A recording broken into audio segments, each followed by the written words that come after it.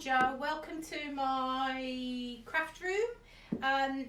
Now this is the first video I've ever made, so I do apologise if I start to babble, but my lovely friends Jill and Steph actually gave me the idea with regards to these face masks for the coronavirus. So what I'm going to do is I'm going to briefly go through how you make these, because I understand that a lot of you out there are wondering where to get them from. Now I know that they're not,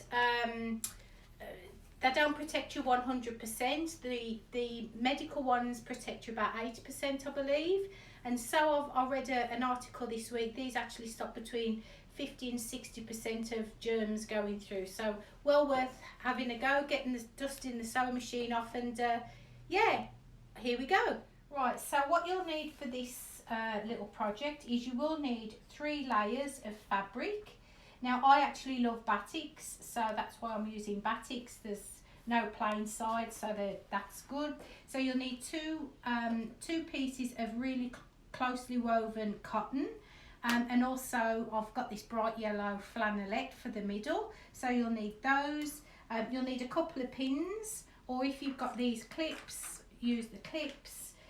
You'll need some good old-fashioned knicker elastic, pair of scissors if you've got them, pinking shears if you've got them, cotton. Now I've actually got a leather needle in my sewing machine, because when these are pleated, the needle has to go through quite a few layers, and that will help go through all the fabrics.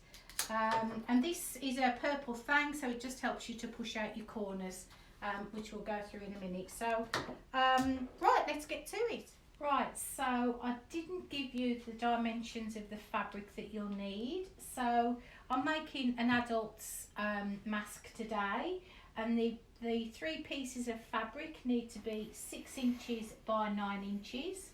For a children's mask, you'll need 7.5 inches by 5 inches.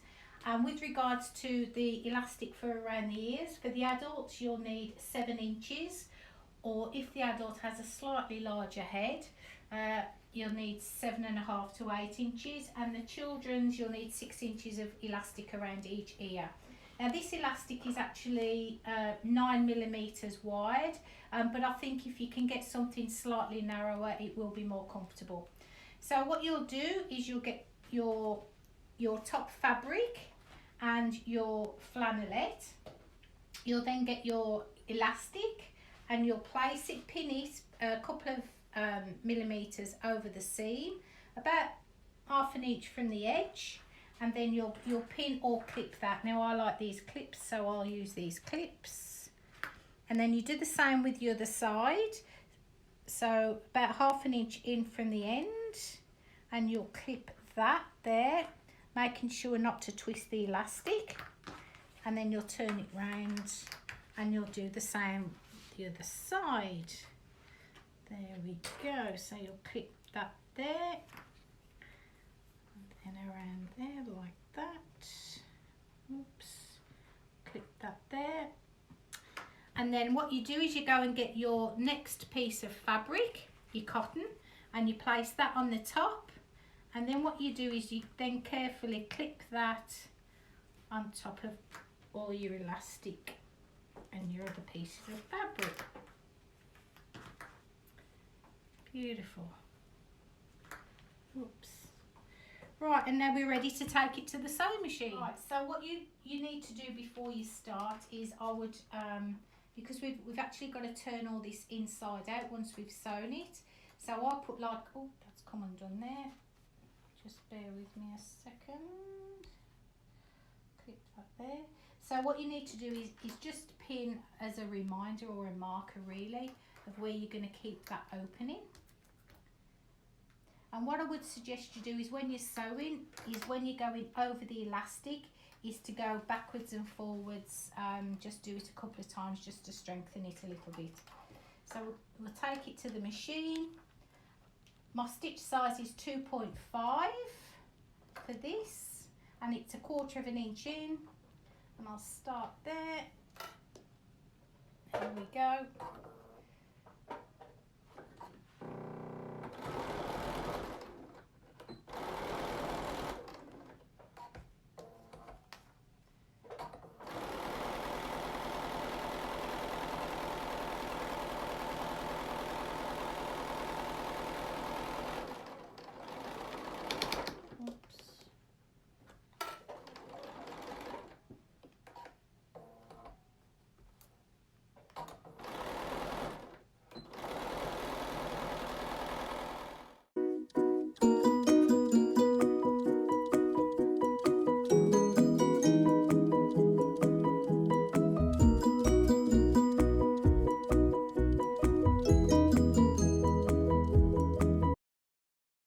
so once you've sewn that with your gap, you take the pins out there if you haven't done so already. And now we're ready to turn it inside out. But what I do first is, if I always clip the edges off, the corners.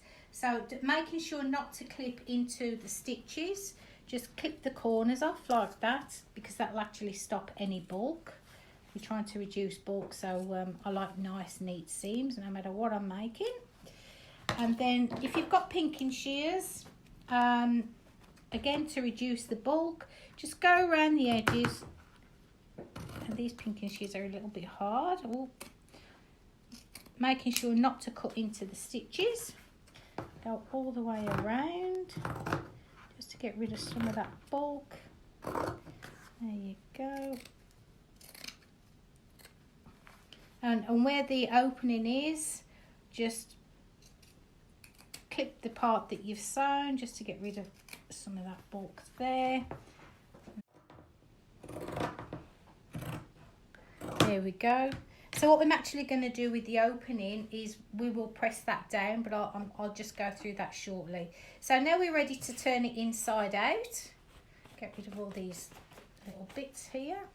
So turn it inside out, the two cotton fabrics. Turn it inside out like this. And if you want to push the corners out, I wouldn't suggest a pair of sharp scissors because you'll go through the fabric. But if you've got something like this, it's called a purple fang from America. There you go, just push out your corners there so that they're nice and square.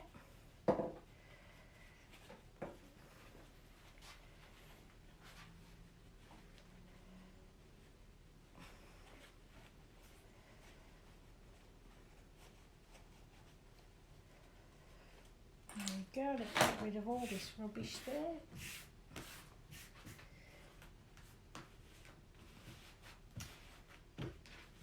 Right, so there we go. Now, if you can just finger press that little open seam there, like that, just finger press it. And now we're ready to take that to the ironing flat. And I'll do it both sides because that's me. There we go, and then we take it back to the sewing machine. Right, so we're almost finished. So what we're going to do now is create the pleats in the mask. Pretty easy. These clips are great, or you can use pins. So you just make a pleat there, but for about 1/2 inch or so, and just clip it. And I'm just going to move that up just a fraction. There we go. Clip it. And clip the other side. It's not an exact science. That's it. It's pretty much done. And then another pleat. So you do 2 pleats. There you go. Pin it.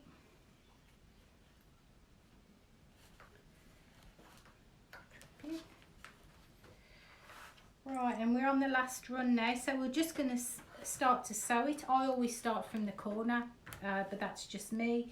But I will press it first. So I'll take it back to the ironing board. Give it a little press because it will be easier then. Shouldn't move too much. And then over to the sewing machine. Now it will be a little bit difficult.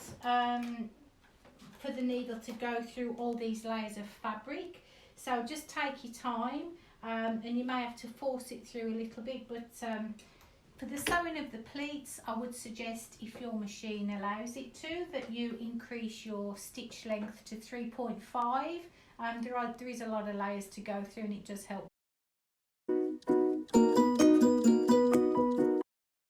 So that's it, we're all sewn up. Just snip off these little threads, these little stray threads. There you go, and there you have it, your very own coronavirus mask.